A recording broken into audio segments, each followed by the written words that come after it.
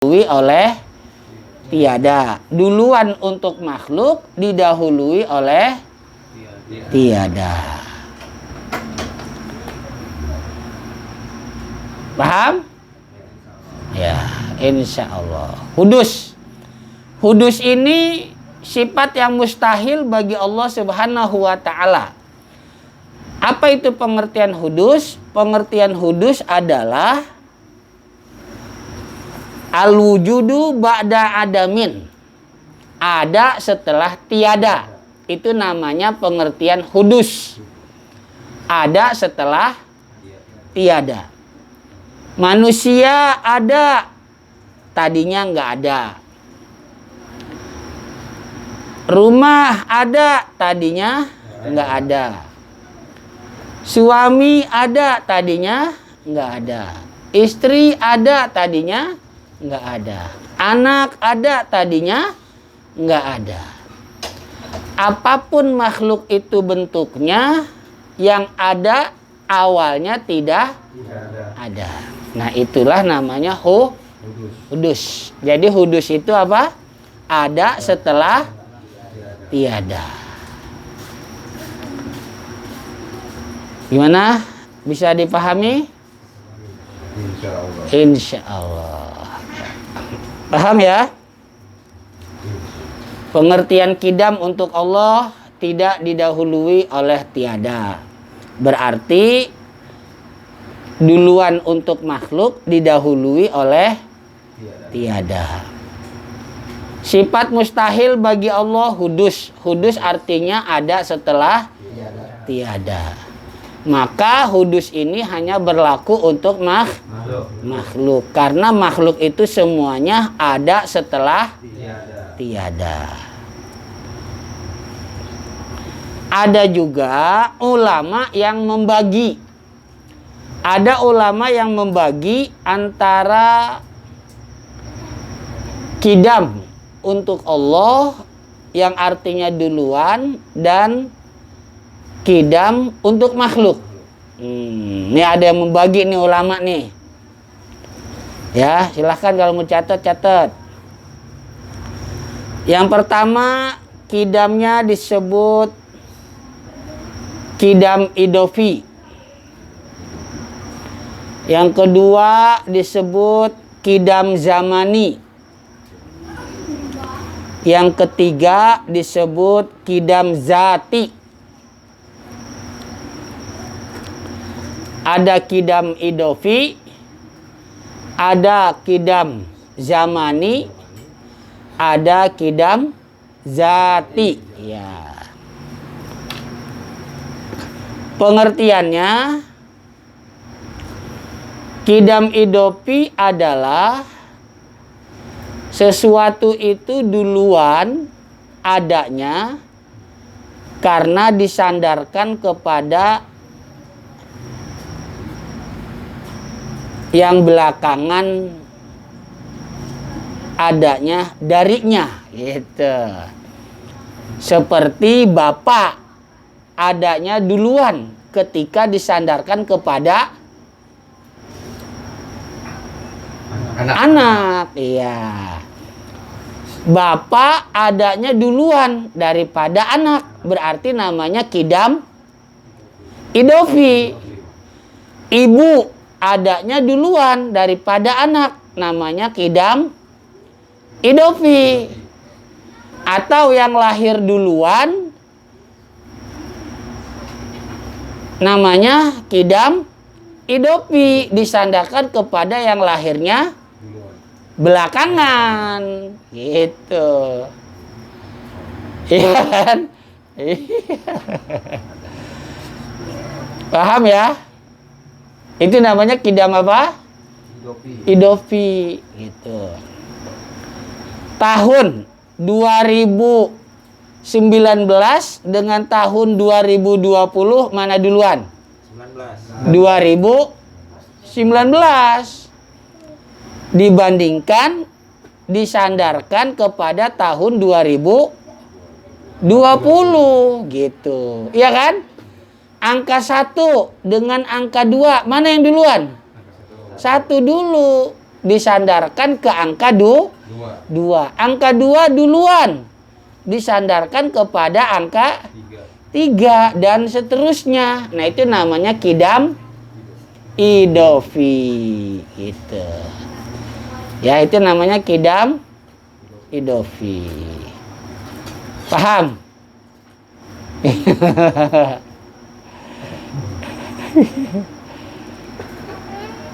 Paham ya? Jadi kidam idofi itu sesuatu itu ada duluan disandarkan kepada sesuatu yang ada belakangan darinya gitu. Ya. Contoh lagi. Ada sekarang bentuk motor diantaranya namanya sama-sama Yamaha. Tapi antara Yamaha Pino dengan Yamaha apa? Mio mana duluan? Pino sama Mio mana duluan?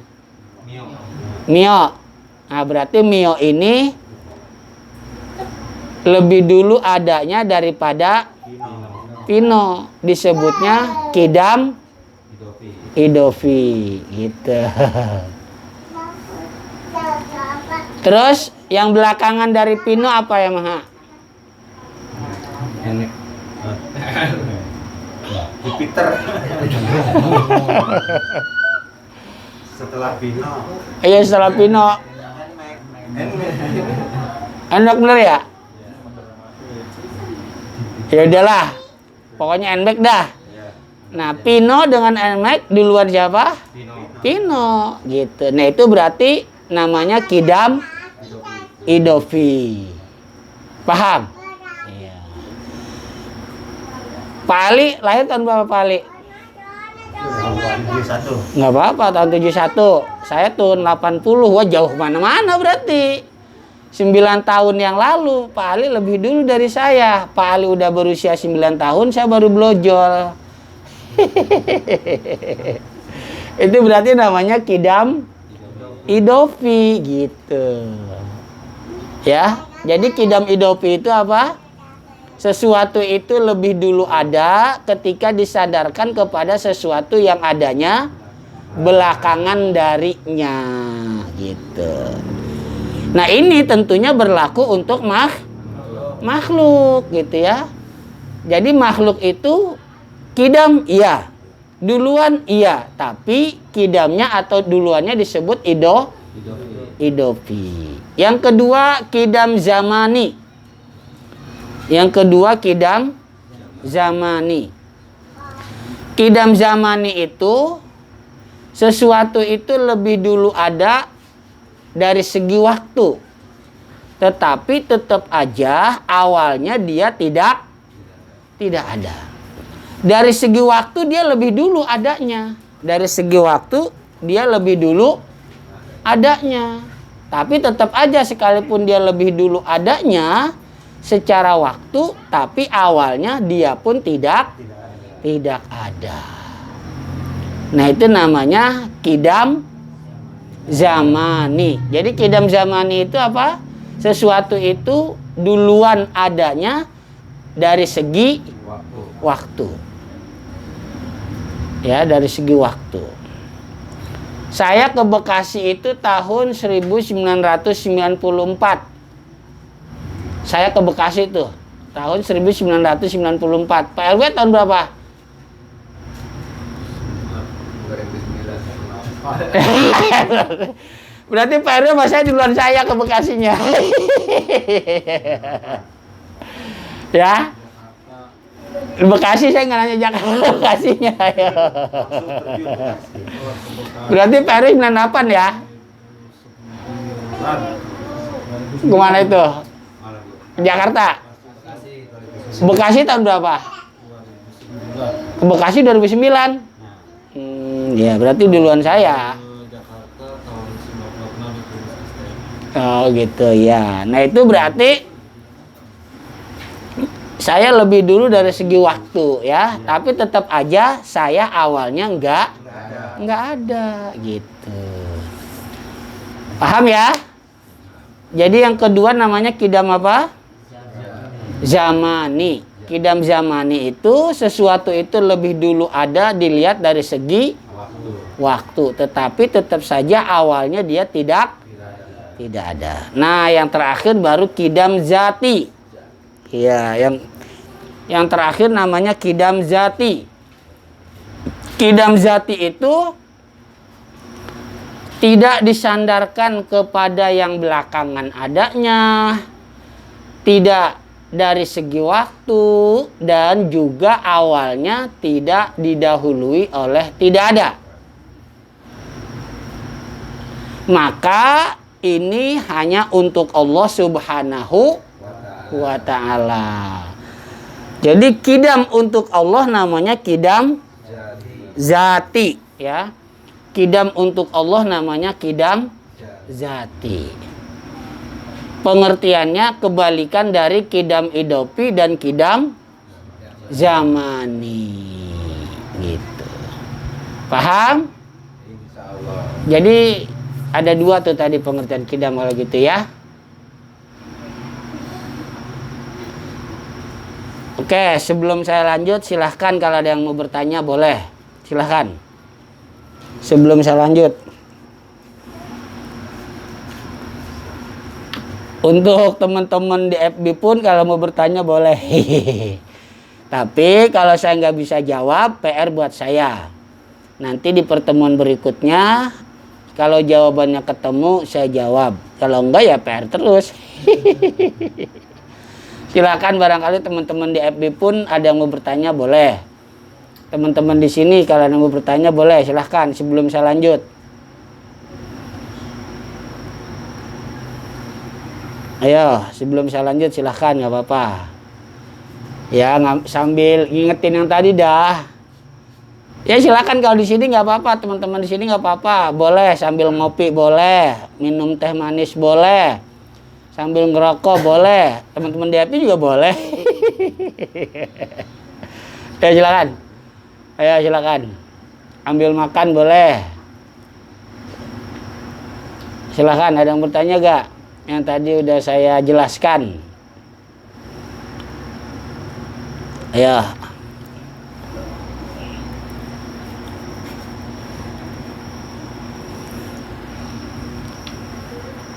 Ayo, ada yang mau ditanyakan?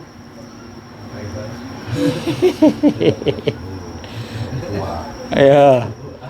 Silakan.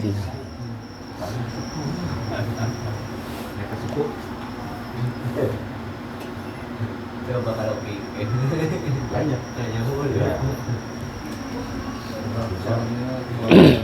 Ada? Soalnya dulu pernah berpikir Pak Kiai. Gimana? Waktu itu lagi dagang rokok di Cipinang. Jaya. Terus?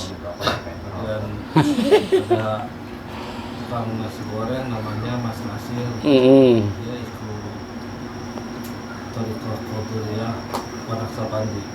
Qadiriyah Naksabandia.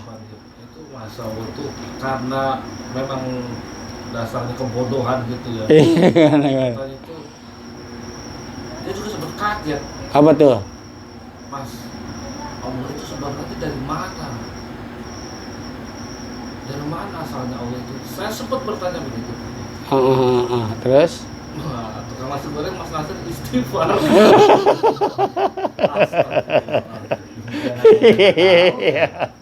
Tapi akhirnya dijawab gak sama dia?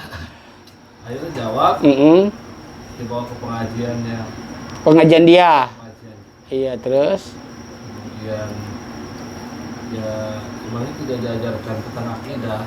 Tidak diajarkan tentang akidah langsung, tapi diajarkannya yaitu dibaiat dulu, dikasih wiridan, kemudian diajarkan zikir kopi dan zikir zahar. Cuma sekarang alhamdulillah tidak diamalkan. Karena waktu itu sempat bilang Pak Ustadz itu, kalau kamu tidak mau mengamalkan ini, kamu jangan pernah menganggap muridnya muridnya dari Mbah Khair. Khair. Mbah Khair Campea. Ciampea. Oh, Bogor berarti Ciampea mah ya. Nah, itu pengalaman dulu itu pas di Dah, oke. Berarti nggak ada jawabannya dong. Belum ada jawabannya. tadinya nggak berlanjut. Oh iya, oke. Ini ada pertanyaan dari teman-teman di sini ya. Ada pertanyaan gini. Pertanyaan ini sebetulnya sudah ada. Pertanyaan ini sebetulnya sudah ada dalam kitab Kasifatus Saja, syarah dari kitab Safinatun Najah. Kasifatus Saja itu karya Syekh Nawawi Al-Bantani rahimahullah. Sedangkan Safinatun Najah karya Syekh Samir Al-Hadrami rahimahullah. Jadi gini, ya. Dalam kitab Kasifatus Saja itu ada 4 pertanyaan. Ya, ada 4 pertanyaan. 1, di mana Allah? 2, kapan Allah ada dan sampai kapan? 3, berapa Allah? 4, bagaimana Allah? Apakah Allah terbuat dari sesuatu? Apakah Allah seperti sesuatu? Apakah Allah ada dalam sesuatu? Nah, itu bagaimana? Ya. Ingat ya, ada berapa? 4 pertanyaan. Di mana Allah? Kapan Allah ada dan sampai kapan? Iya. Yang ketiga, berapa Allah? Dan yang keempat, bagaimana Allah? Terbuat dari apa? Seperti apa? Di dalam apa? Atau gimana sih? Gitu. 4 pertanyaan ini udah ada dalam kitab Kasifatus Saja, karya Syekh Nawawi Al-Bantani rahimahullah. Namun kemudian sama Syekh Nawawi Al-Bantani pun dikasih jawabannya. Nih jawabannya, ingetin ya. Jawabannya ingetin nih, jawabannya nih. Kalau nanti ditanya sama orang nih jawabannya. Yang pertama untuk pertanyaan di mana Allah? Ya. Jawabannya ketika ada pertanyaan di mana Allah, jawabannya adalah maujudun la fi makanin. Allah ada tidak pada suatu tempat. Artinya berarti ketika kalimat di mana itu berarti maksudnya menunjukkan tempat. Maka kalimat pertanyaan Allah ada di mana? Di mana sih Allah? Jawabannya Allah ada tanpa tempat. Karena di mana itu hanya berlaku untuk makhluk. Itu. Ya. Makanya kalimat kita sering mengatakan Allah ada di mana-mana. Apa nih maksudnya Allah ada di mana-mana? Nih hati-hati nih. Ya. Hati-hati dalam mengucapkan kalimat Allah ada di mana-mana.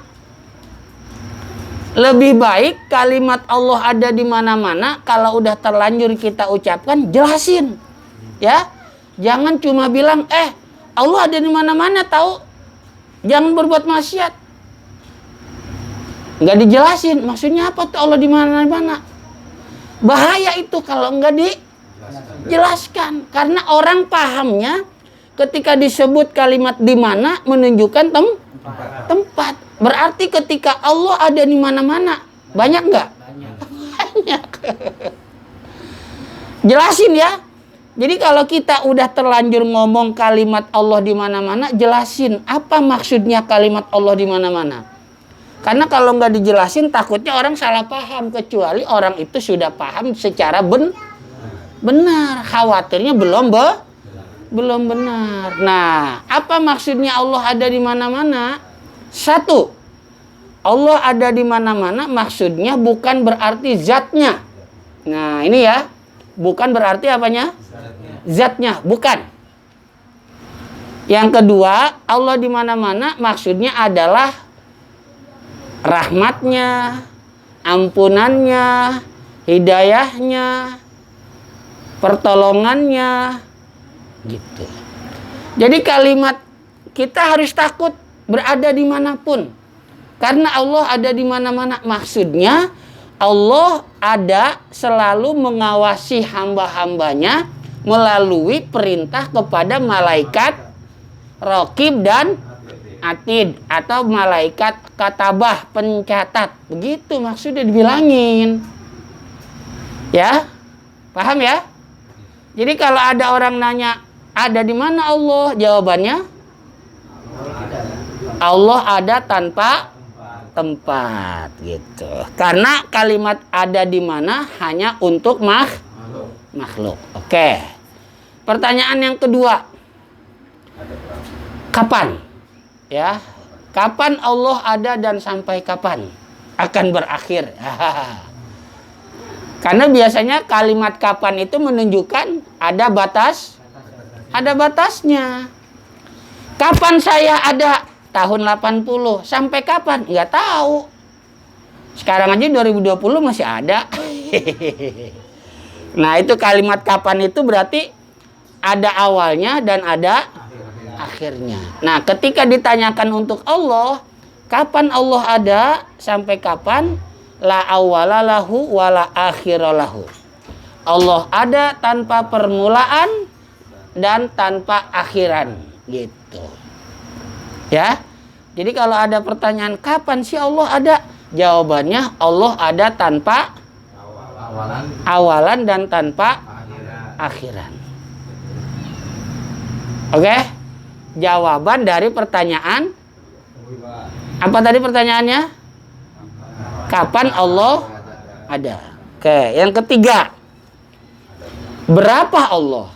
Ada berapa Allah? Nah, jawabannya wahidun atau ahadun min haitsu la syarika lahu. Pengertian bahasa Indonesianya laisa minal adadi.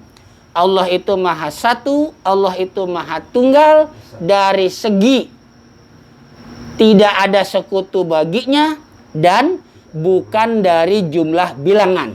Tuh. Lengkapnya begitu, ya. Jadi ketika kita mengatakan Allah Maha Esa, Allah Maha Tunggal, Allah Maha Satu, lanjutin.